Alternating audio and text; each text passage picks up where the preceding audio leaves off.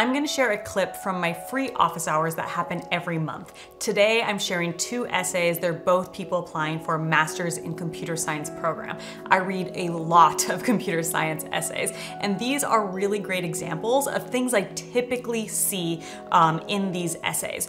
Oftentimes, people have really great technical experiences, but they don't actually translate them well onto the page. So both these essays, you'll see that these people are very qualified, very experienced. They just need help being able to better articulate their technical abilities and show how they align with the university program. I share my screen with the essays, which you can read along with me, and then I will pause to make commentary about what works well about an essay and what things can be improved. So let's dive in. We can read this. Silently, and then I'll give comments and feedback as we go along.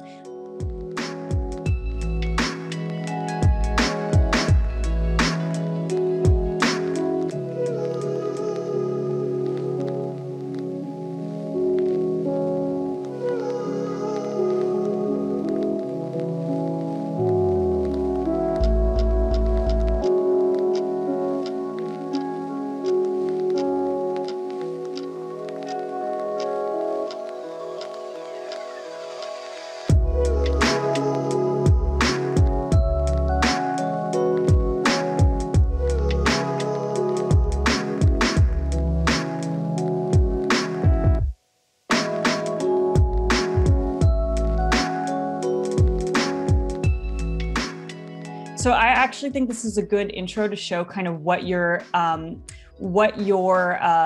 focus is, because I think a lot of people, they're like, I want to do artificial intelligence, and it's like that can be 10,000 different things. So I really like that you have a focus on speech recognition.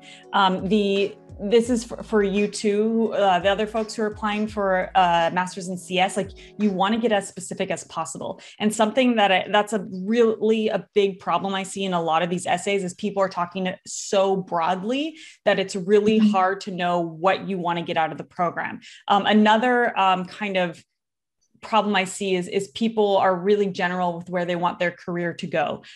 So the more specific you can be, the more niche you can be, the better. And that doesn't mean that in grad school, you have to only focus on that thing. Like when I applied to grad school, my interest was environmental justice. So I came in with that focus, but when I was in grad school, I got into criminal justice reform and the intersection with public health. And so I started branching out from what I started with, by taking classes in different areas. And then I got a job doing something different. So, your interest can spread. It doesn't mean like you're stuck with only this one thing, but to have a powerful essay, you want to be as specific and niche as possible. So with a CS program, you want to have as much detail as possible about your skills and your abilities. And there's less of a need for like your interest in, like you explaining why you're interested in this. So in this paragraph here, rather than you talking about, I participated in this hackathon and I loved it. And here's why I was interested. I'd rather the focus be on what you did. Like you said, you won this. So focusing on like, here was the challenge.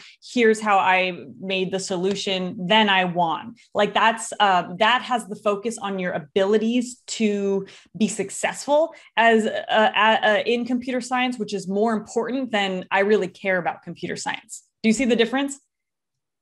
Mm-hmm, mm-hmm. And this is for all of you.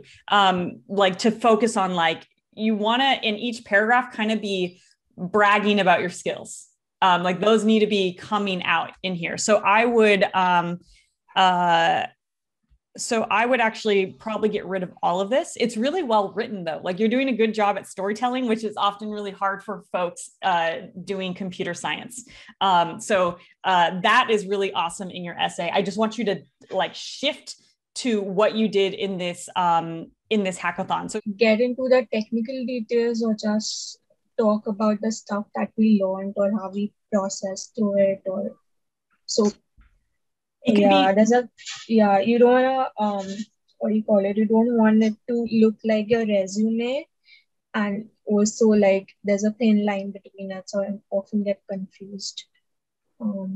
Got it. You can do both of those things. So here, what I like is the detail around like, I was there and I was, this is what it looked like. This is what it felt like. Like you can still give that detail, but make it like a story where, this is for all of you, a story has like a hero and, the hero is going on a journey. Like you are the hero of your SOP where there is a problem and you see that problem and you're like, wow, how am I going to overcome that problem? And you build up to the problem and then you solved it and then you have the solution and like, there's a happy ending, right? So we want that story of this hackathon. So you can say like, I first got into hackathons in 2014. Weeks later, I was at this Women's Cup code sprint with 500 women. And the challenge we were working on was blah, blah, blah, blah. Like, what was the theme of the hackathon? So it was basically like using data structures and all of it. We were supposed to solve the real life kind of scenarios were mentioned, and we just had to solve all the test cases in like 2 or 3 hours. Very short amount of time was given, and you had to be efficient enough, or your code had to be efficient enough to solve the problems, test cases. Yeah, I don't exactly remember in detail because it was like a long time back, but yeah, I get what you're saying. Like we need to get super specific with what we did and like what we brought to the table in order to win it or something. Got it. So you don't remember all the details. Well, the most important part is that you won. So that's the most important detail. Out of with 500 women, that's really awesome. And so maybe you can talk more about what it was like for you to win. Like, were you surprised to win? Were you like, wow, I guess like, what was it like for you being there? So maybe you can keep a lot of what I mentioned here. And then it's just, I want you to actually highlight this more. The way you phrase it, it's so like, oh, I was elated to win. Like, I would refocus this so it's more emphasized that you won. Like you could very easily, like your eyes could skip over this and not, like if you're reading fast, like not recognize that you, like for the reader, that you won this. So I would put more more emphasis that you won. Delete this. And then make a whole sentence about how I won, like how you won. So that it's like you're breaking this up.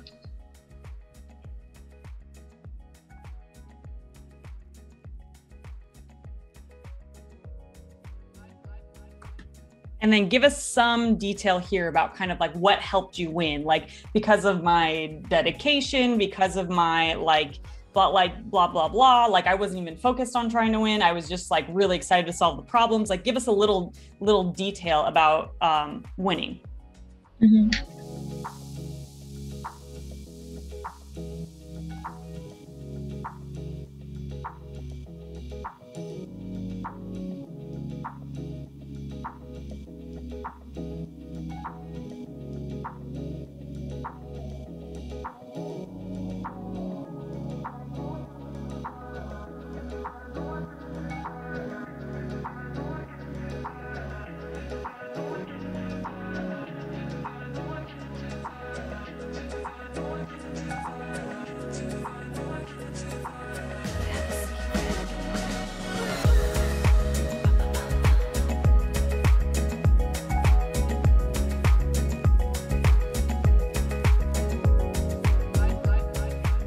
Okay, here I'd say to name the journal and the publication, name kind of your role in it. Like, were you the lead author? Were you a co-author? Were you like third or fourth author? Like name your specific role. And then for both of these, I think I actually think they're pretty good. But at the same time, you said you didn't get into these programs. So what I would have you do to make these better are to highlight in a little bit more detail kind of the innovation or the challenge you had to overcome. So when you're here, you're talking about, here's kind of like the setup. Like this is what you're doing. And then this is kind of like the challenge, like you got inconsistent results, and then you tested these different algorithms, and then this is the win. And this is a good model for all of you. You want to set up like, here's the thing I'm doing, here's the challenge, and then here's the outcome or the result. That's like a good arc. But this can use some more detail so that the reader understands like what was remarkable about what you did. What was challenging, what was difficult, what was innovative, what was creative about what you had to do. Try to find those story elements. Similarly here, this is an awesome win that you were published in this journal, but give us a little bit more detail here that helps you unpack what you did. And like I mentioned earlier, like this paragraph, you can cut it down and just maybe in like one sentence talk about how you won that hackathon. Like that could be like the intro sentence of how you got into this.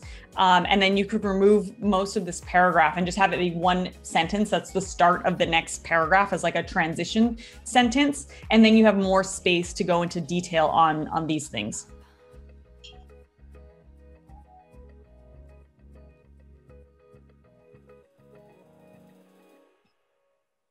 So this is like, this is very generic because what kind of clients doing what kind of thing, like there's not enough detail here. So I would actually have you describe like clients that do X, Y, and Z. Like here you're talking about financial knowledge. What kind of clients were they? What kind of systems are they? I assume it's something related to finance, but give us more detail.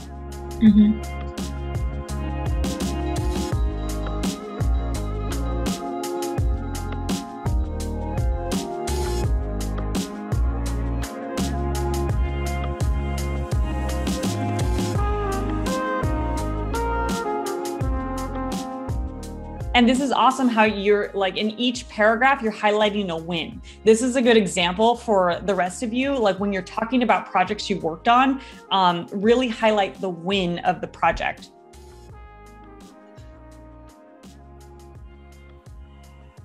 Yeah, just more detail on like what the project is, because it's kind of hard to understand like what you were trying to achieve. So explain that up front.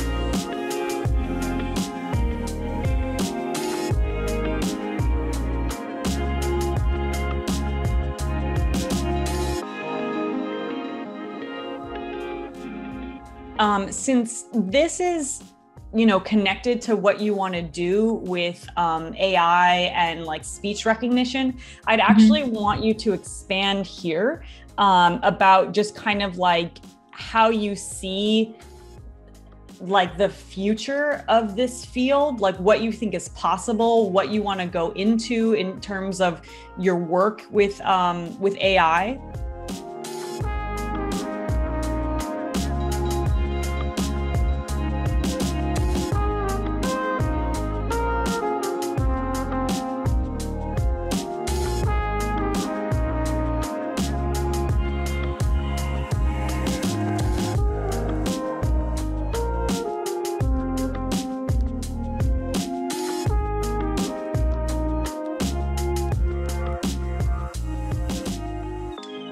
So this is actually an idea that you have not really unpacked that I think you can actually build on more in the first paragraph. So when you talk about how you would have missed your flight, in that paragraph, you can also add that like the potential and power of speech, translation services and that sort of thing. Like, what's the potential of it in leveraging technologies for uplifting communities? Like, does it expand their access to like different markets where they can work and earn more money? Like, unpack this a little bit in your intro paragraph. But won't that be like a haphazard shift, because I'm talking about my personal story and then I'm out of nowhere mentioning about using it to leverage it for the upliftment of the say underprivileged societies? Then like, how would I build up to that? You can do both, where you can say like, that kind of got you to start thinking about the power of speech recognition and technology. And then you can just in one sentence say like, it has potential, not just to help, like it has potential. The reason the potential of this is so powerful is because everyone has a smartphone. Even in like the most poor regions of the world, people have smartphones. And so like there's a potential outside of just like, it was helpful to you in this time, but it could be helpful to so many more people in so many more ways. So this started your thinking about speech recognition, and then now you see it like, beyond it helping you in that moment, like it has the potential to also uplift communities. So you can talk about how like that's your vision of like where you want to move to. So I would say just like one sentence, like, it has so much potential, especially in developing nations, where it could be used to uplift.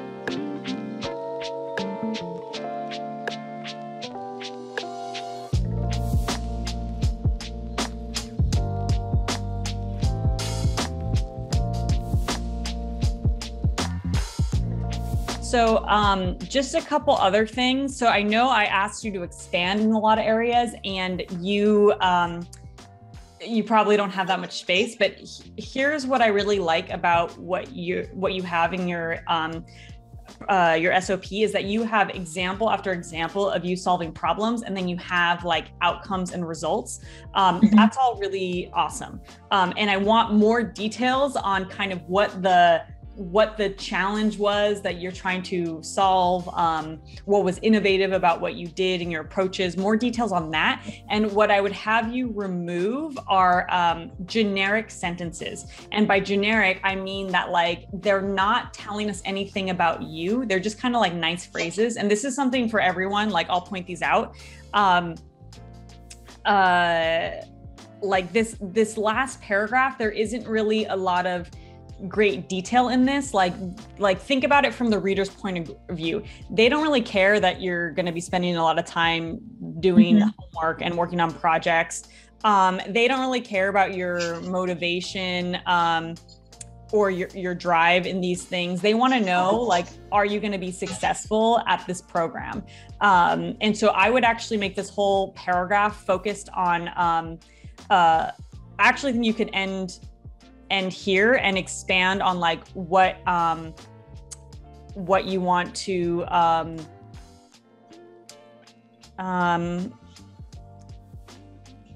like, you've already kind of shown that you have experience with big data and all these things, so you don't need to summarize it here. This is also just very generic. This is very generic. And so this line I basically wrote to tie it back to what I had mentioned in the first paragraph. Yeah, like you could come back to it. I think this is kind of a better paragraph to end on. Like, I think this sounds more like a conclusion. Yeah, but I think this is definitely on track. More detail in these paragraphs. The other thing too is maybe you don't need as many examples. So you maybe have like 4 or 5 examples in here. I think 3 projects are like a good number of projects to show. and this is for everyone, like when you're giving examples of previous work, 3 is a good number, and it's better to go into more detail on 3 of them. And then your resume will have every project every job you've ever had, but that way they are able to see the skills you have and the way you think in by having more details demonstrating fewer projects. Does that make sense? Yeah, totally.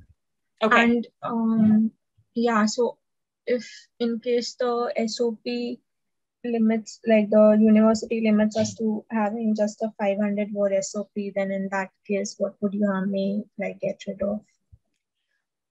I think you can get rid of when if you look at the 500 word examples that I share, you can get rid of a lot of these details. Like you don't need to say this at all. Like you can just say,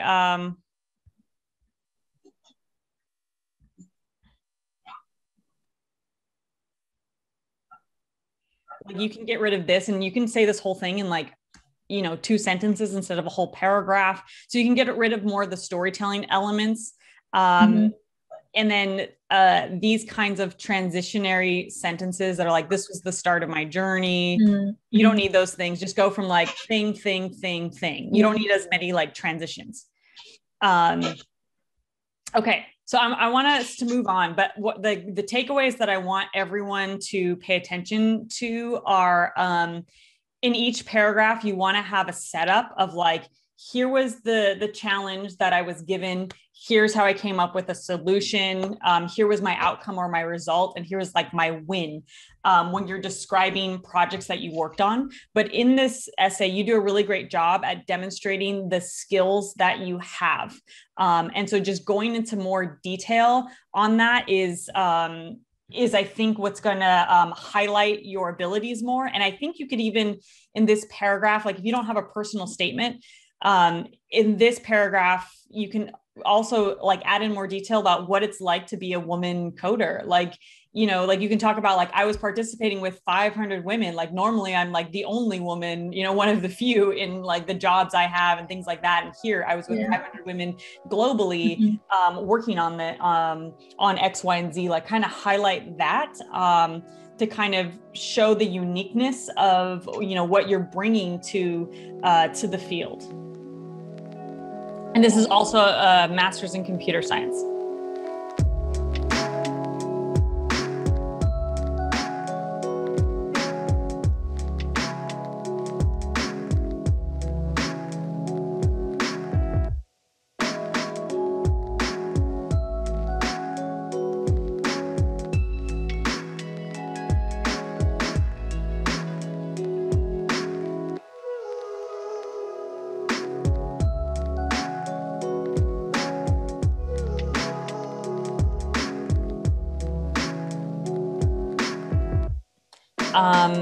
I think this is a good first paragraph. There's some stuff you can cut from it that's a little bit generic.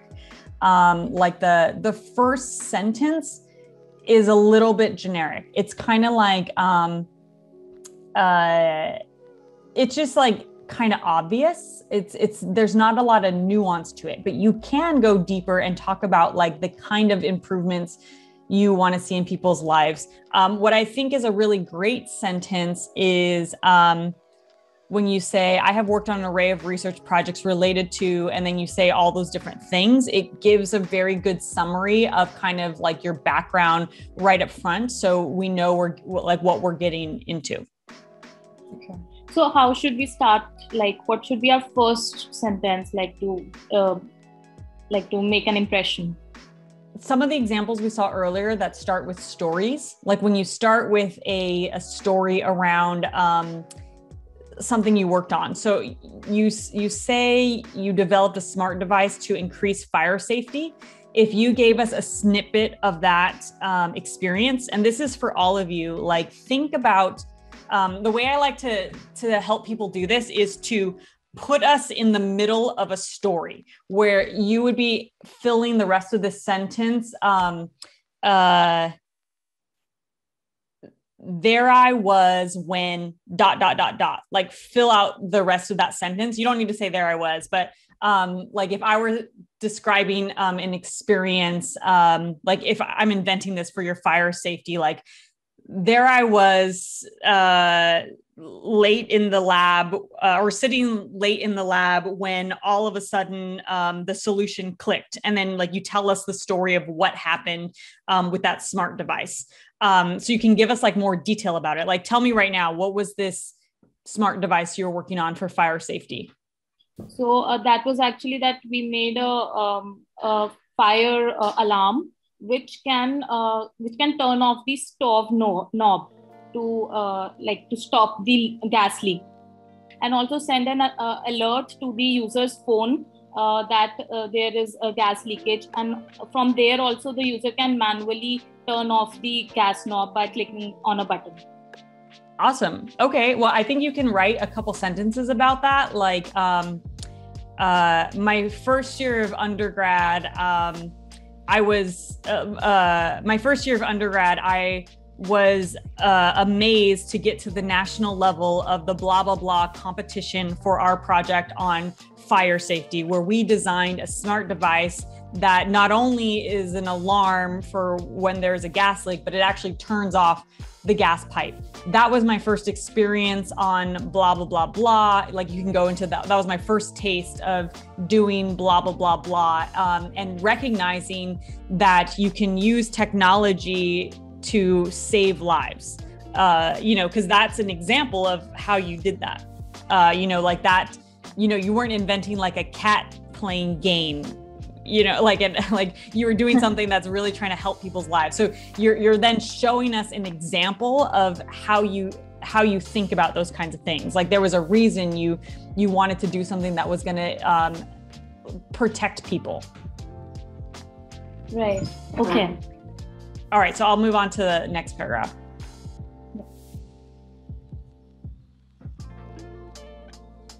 So this first sentence of this second paragraph, you could delete it. These are things that are just kind of like, you don't need to say them. There's not really any value in that sentence. You can just start with, as a research intern. Okay.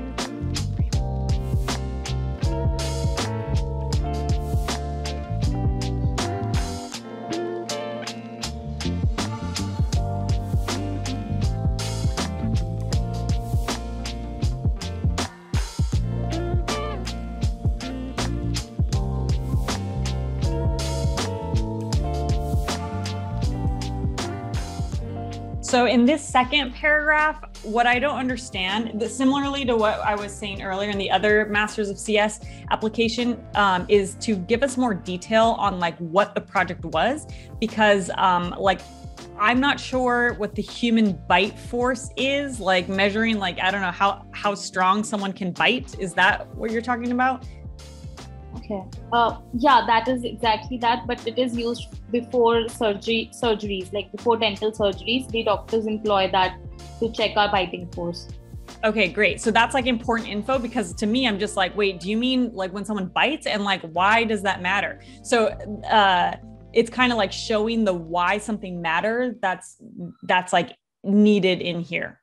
But this is good in that you're building on this theme that you're interested in technology for improving people's lives. So the thing, like I said about that the first sentence in your essay, is that you want people to come to that conclusion rather than telling them outright. But if every example is you doing that, then it's clear to them that this is what you care about.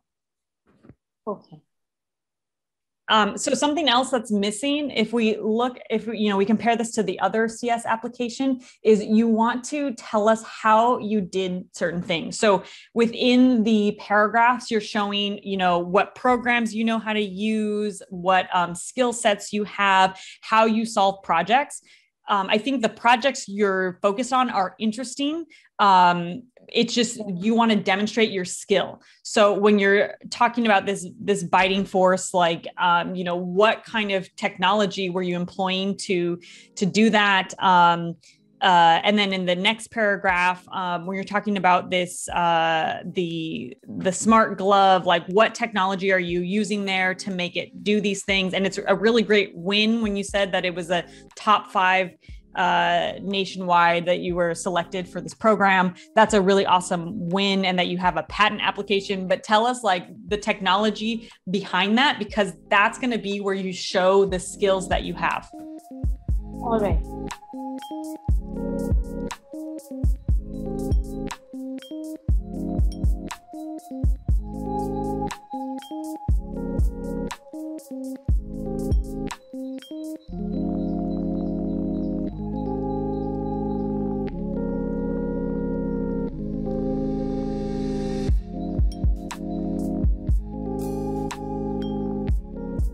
Same thing for these paragraphs. You need more detail on like the technology and what you did.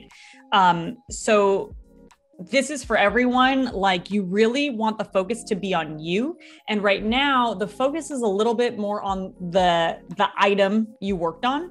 But you want the focus to be on like, what did you do? What was your contribution? What part did you work on? So when you're talking about projects where, you know, lots of people are involved, you want to focus on the part you did. That's what's going to make it more about who you are, you know, and your abilities. So like if like the earlier projects like of the BITE course, so because it is an electromechanical device and a lot of people of different disciplines of engineering are involved, so should we explain the device or the whole project in the SOP, or only like if my part was of CS and the other thing they were doing the mechanical or the electrical work, so should I explain only the CS part which I did or the whole project? Yeah, explain. You want to focus on the CS part. You can say what you just said and say, this was a big project where we collaborated with mechanical engineers who were doing this. My role in CS was designing the blah, blah, blah, blah, and whatever your specific like role is, the focus should be on there. But you can say, you know, this was a collaboration with lots of different engineers.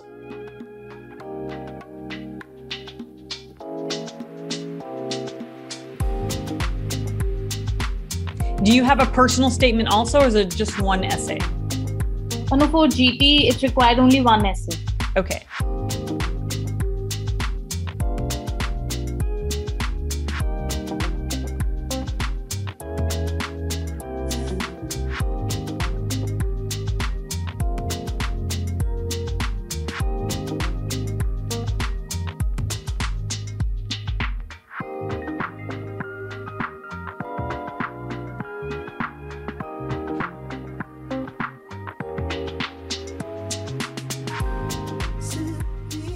So a couple things. The information on you debating, that's actually really interesting. And what I would encourage you to do is make a connection to why that skill set is valuable in you working in computer science.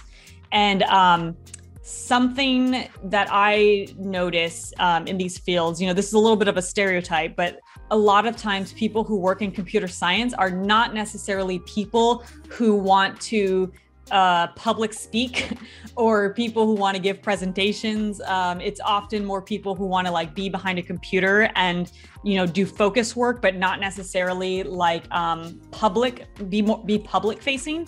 And so I think it's interesting that you have a skill set in which you like to public speak, you like to debate, you like to be in that role. And how might that role, those skills actually be a benefit to computer science? Because like being able to communicate about the work you're doing is a really important skill. And it's not often one that people in computer science have. And so you can kind of bridge that skill set you have with what you want to do in the future. Like, oh, I because of my background in debating and doing X, Y, and Z, and speaking French, like that will enable me to communicate well about the work that I do, whether that's presenting at conferences or participating in competitions, that sort of thing. Like you can make a connection to the master's in CS.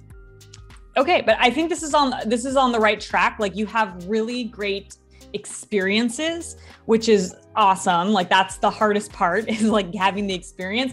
It's now that you just need to articulate the actual like skill sets you developed and the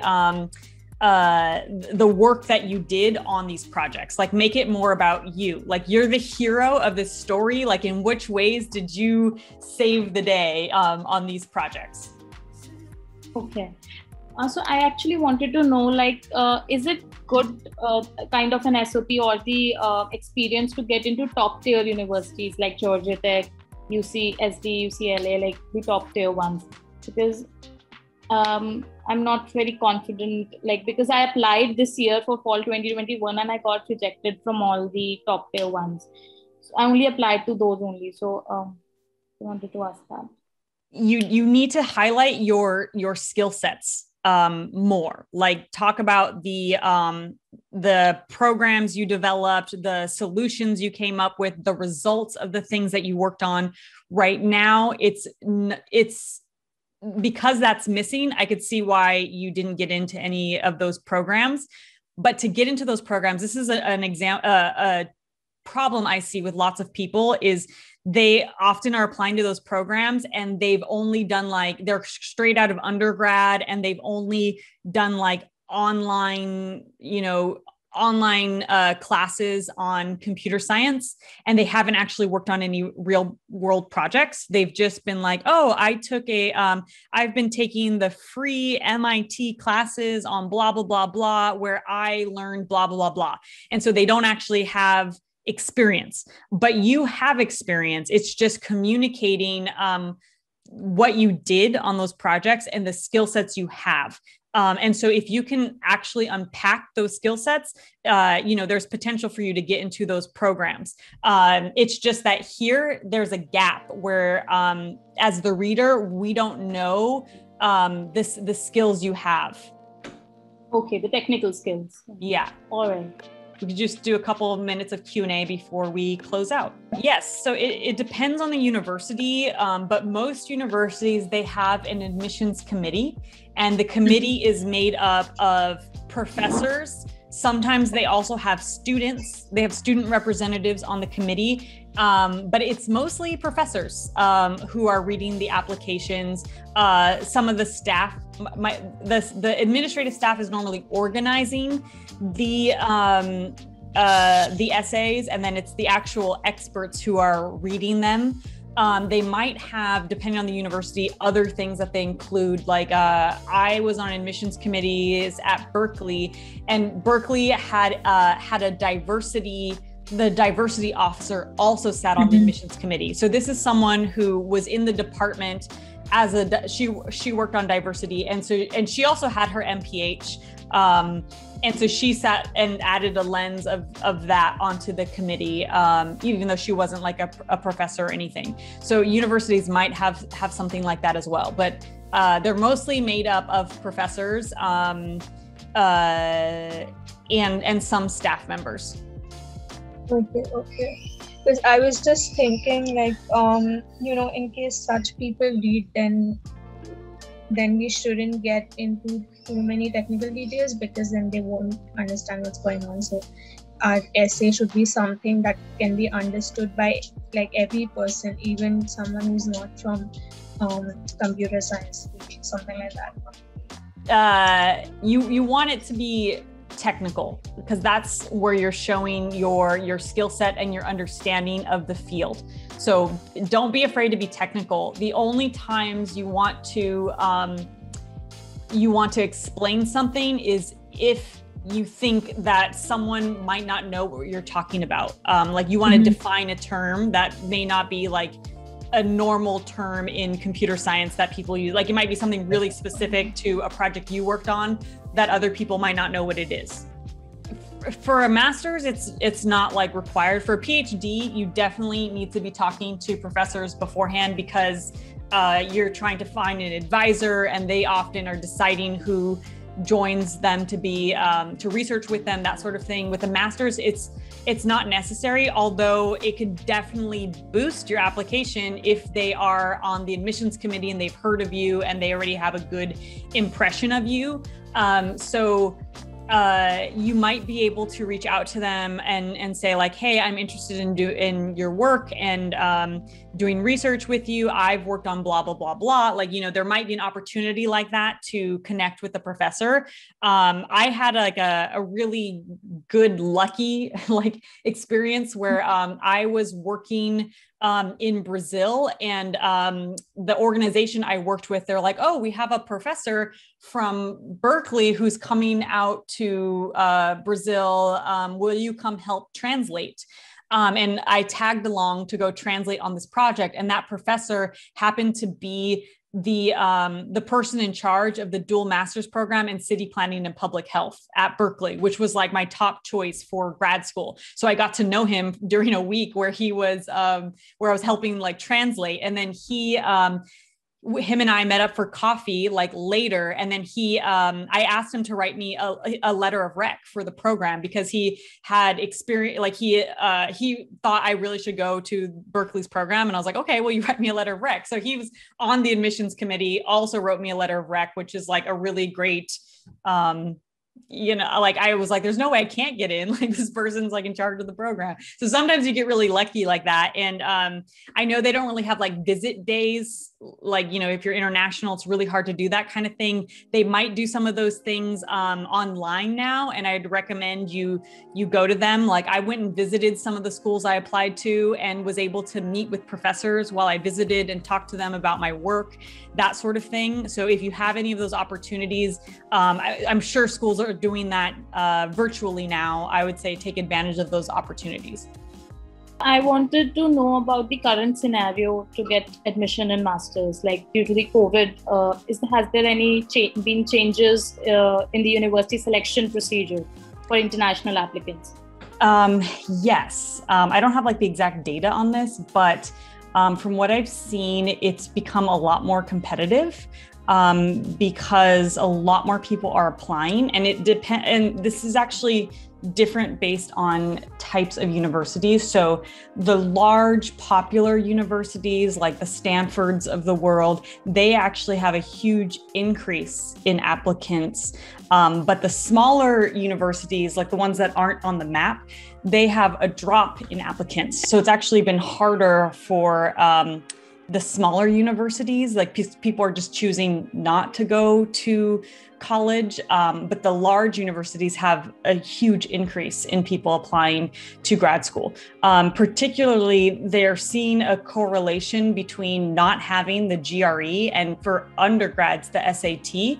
Not having that has actually led to an increase in people applying to more competitive schools where they previously wouldn't have applied to those schools. So that's a big difference. The other, I'd say, major difference is funding. Funding's been cut from a lot of programs. So universities are not giving as much financial aid and scholarships. And secondly, for PhD programs, they just don't have the funding to accept students. So sometimes they're saying no applicants at all because they don't have funding for those folks. So that's been, I'd say, the biggest difference. You can sign up to attend my free office hours in the link below or learn about my private essay review services.